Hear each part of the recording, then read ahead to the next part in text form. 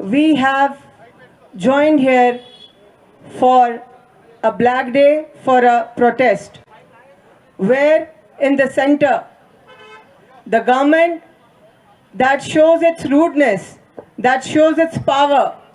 When it was Rahul Gandhi ji, they suspended him. And when there was breach in the security of the parliament and Congress MPs raised the question of upper house and lower house, they were suspended. Isn't it their right to ask why this happened? Shouldn't the MP who gave the permission for the pass or who issued the pass should be suspended? How is it possible to have such a negligence in the parliament? And it is the right of everyone to ask why this has happened. Why the Tanashahi and the power of Amit Shah and Modi should be ruled forever. Now the India has to show, and the people of India have to show in the upcoming parliament elections, that the only party that can rule India is Congress party. Jai Hind, Jai Congress.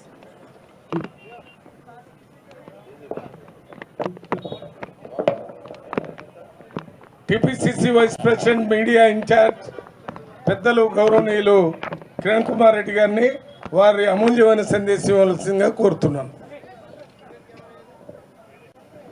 ఈరోజు ఈ ధర్నా చౌక్లో జరుగుతున్నటువంటి ఈ కార్యక్రమం విచ్చేసినటువంటి అన్ని పార్టీల నాయకులకు, అలాగే దీని అధ్యక్షత వహిస్తున్నటువంటి సీనియర్ వైస్ ప్రెసిడెంట్ మాజీ పార్లమెంట్ సభ్యులు మల్లు రవి గారికి, అలాగే ఇక్కడ ఉన్నట్టు వాళ్ళ పేరున అందరికీ కూడా హృదయపూర్వక నమస్కారాలు. విలేకరులకు, అలాగే వచ్చినటువంటి ప్రజలందరికీ కూడా నమస్కారాలు తెలియజేస్తూ, ముఖ్యంగా చాలా వక్తలు మాట్లాడిర్రు, నేను ఎక్కువ సమయం తీసుకోను. ప్రజాస్వామ్యంలో అపోజిషన్ పార్టీలకు విలువలు ఇవ్వకుండా నిర్వీర్యం చేస్తే ఏం జరుగుతుందో మీరు గత 3 రోజులుగా మన అసెంబ్లీలో చూసిరు.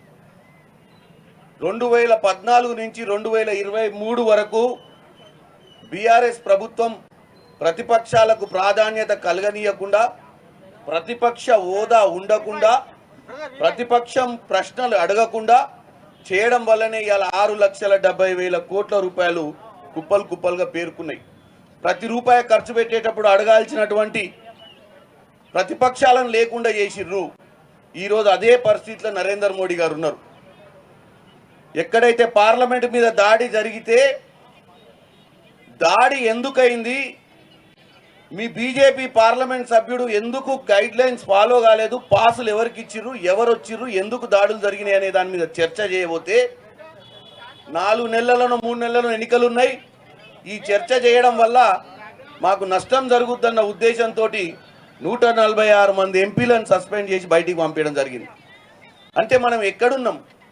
మనం ఉంది ప్రజాస్వామ్యంలో ప్రజలు ఎన్నుకొని పార్లమెంట్ సభ్యులను పార్లమెంటుకు పంపించి వాళ్ళ కోసం అక్కడ పోరాడతారని తెలుసుకొని వాళ్ళు పంపిస్తే, వీళ్ళు ఇక్కడ ఏం చేస్తారంటే వాళ్ళకు నచ్చిన అంశాలు తప్ప, వాళ్ళకు నచ్చిన విషయాలు తప్ప, వాళ్ళకు నచ్చిన బిల్లులు తప్ప వేరే ఏవి పాస్ కాకుండా అందరు సభ్యుల్ని బయటికి పంపించడం జరిగింది. ఇందాకనే మన సోదరు ఎవరో చెప్పిరు, 2 సభ్యులే ఉన్నటువంటి బీజేపీ ఒకప్పుడు ఇదే నియంత పాలన కనుక కాంగ్రెస్ చేసి ఉంటే ఈరోజు ఇంత పెద్ద సభలో సింగిల్ లార్జెస్ట్ పార్టీగా ఉండేదా?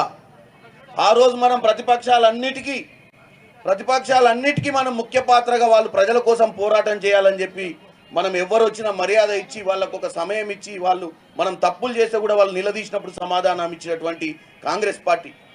నిన్న మొన్న వచ్చినటువంటి తెలంగాణ ఇచ్చిన తర్వాత వచ్చిన అసెంబ్లీలో కూడా మీరు చూసిర్రు, మొట్టమొదటిసారిగా మనం 10-12 ఏళ్ల తర్వాత అసెంబ్లీని చూసినట్టుంది.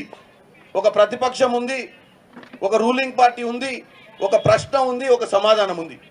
గతంలో ఎప్పుడు ఇంత బ్రహ్మాండంగా మనము అసెంబ్లీని చూసిన పరిస్థితి లేదు. కాబట్టి నేను ఒకటే చెప్తున్నా, నరేంద్ర మోడీ గారు ఇక్కడ నియంతగా ఉండి ఇక్కడ ప్రజలను మోసం చేసి 9.5 ఏళ్ళు నియంత పాలన చేసి రాజులా వ్యవహారం చేసిన వ్యక్తికి ఏం గుణపాఠం ఇక్కడ తెలంగాణ ప్రజలు చెప్పిర్రో నువ్వు చేసేటువంటి కార్యక్రమాలకు కూడా రానున్న రోజు జరిగే ఎన్నికలల్లో నిన్ను కూడా తరిమి కొడతారని చెప్పి తెలియజేస్తూ ఈ సమయం ఇచ్చినందుకు అందరికీ కృతజ్ఞత తెలియజేస్తూ యూనివర్సిటీ నాయకుడు భాస్కర్ గారు ఏరి సంక్షిప్తంగా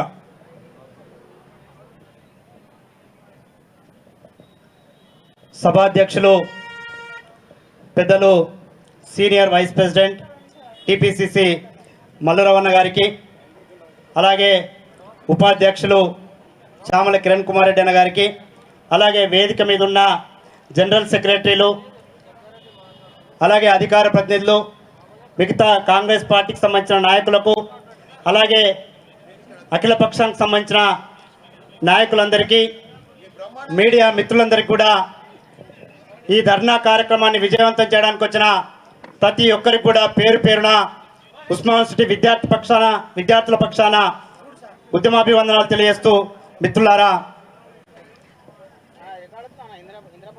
భారత రాజ్యాంగ నిర్మాత డాక్టర్ బాబాసాహెబ్ అంబేద్కర్ గారు ఈ దేశంలో ప్రజాస్వామ్య సౌధాన్ని నిలపడం కోసం, ఈ దేశంలో ప్రజాస్వామ్యం పరిడవిల్లాలని చెప్పేసి ఏ రాచరికమైతే వేల ఏళ్లుగా ఈ దేశంలో మనుషులకు సమాన విలువలు ఇవ్వకుండా, మనుషులుగా గుర్తించకుండా, హక్కులు లేకుండా నిరాకరించిన వ్యవస్థ నుంచి మన అందరినీ కూడా స్వాతంత్ర భారతదేశంలో ప్రతి మనిషికి సమానంగా హక్కులు ఉండాలని చెప్పేసి, ప్రజాస్వామ్యంలో అందరికీ మాట్లాడే హక్కు ఉండాలి, అందరికీ జీవించే హక్కు ఉండాలని చెప్పేసి భారత రాజ్యాంగం ద్వారా, భారత పార్లమెంటు ద్వారా ఈ దేశంలో ప్రజాస్వామ్యాన్ని నిలపడం కోసం, ప్రజాస్వామ్య విలువల్ని పెంచడం కోసం అనేక త్యాగాలు చేసి, అనేక మంది స్వాతంత్ర సమరయోధులు ఈ ప్రజాస్వామ్య సౌధంలో, పార్లమెంట్లో అనేక రకాలుగా త్యాగాలు చేసి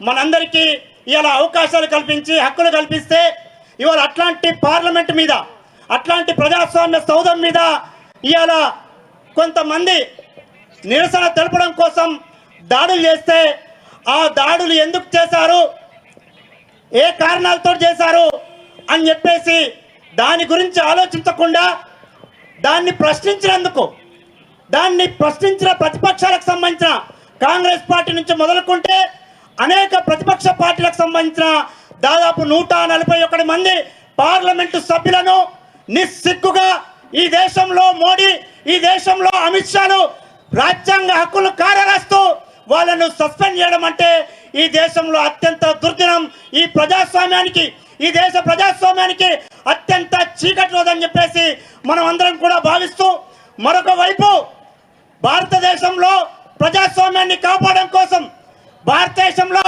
భారత రాజ్యాంగ విలువల్ని కాపాడడం కోసం, భారత రాజ్యాంగాన్ని కాపాడడం కోసం మన నాయకుడు గౌరవనీయులు రాహుల్ గాంధీ గారు కన్యాకుమారి నుంచి కాశ్మీర్ వరకు ఆసేతు హిమాచలం రాత్రనక పగలనక చలనక ఎండనక వారనక అనేక రకాలుగా త్యాగం చేసి ఈ దేశంలో ప్రజాస్వామ్యాన్ని కాపాడడం కోసం, ఈ దేశంలో అసమానతలను ధ్వంసం చేయడం కోసం, ఈ దేశంలో న్యాయం కోసం, ఈ దేశంలో సామాజిక న్యాయం కోసం రాహుల్ గాంధీ గారు కష్టపడి పనిచేస్తూ ఉంటే, మిగతా ప్రతిపక్ష పార్టీలన్నీ కూడా పనిచేస్తూ ఉంటే, ఇవాళ బీజేపీ ప్రభుత్వం, మోడీ ప్రభుత్వం ఈ దేశంలో మనువాదాన్ని నిర్మించడం కోసం, ఈ దేశంలో అసమానతలను నిర్మించడం కోసం పార్లమెంట్లో మాట్లాడే స్వేచ్ఛ లేకుండా, మాట్లాడే గొంతు లేకుండా అంచివేసే ప్రయత్నం చేయడాన్ని ఇలా కాంగ్రెస్ పార్టీగా, అలాగే ఉస్మాన్ యూనివర్సిటీ విద్యార్థిగా చాలా తీవ్రంగా ఖండిస్తూ, ఖచ్చితంగా మనం అందరం కూడా గత 10 ఏళ్లలో చూసినాం, ఈ తెలంగాణ ప్రాంతంలో మాట్లాడే స్వేచ్ఛ లేకుండా,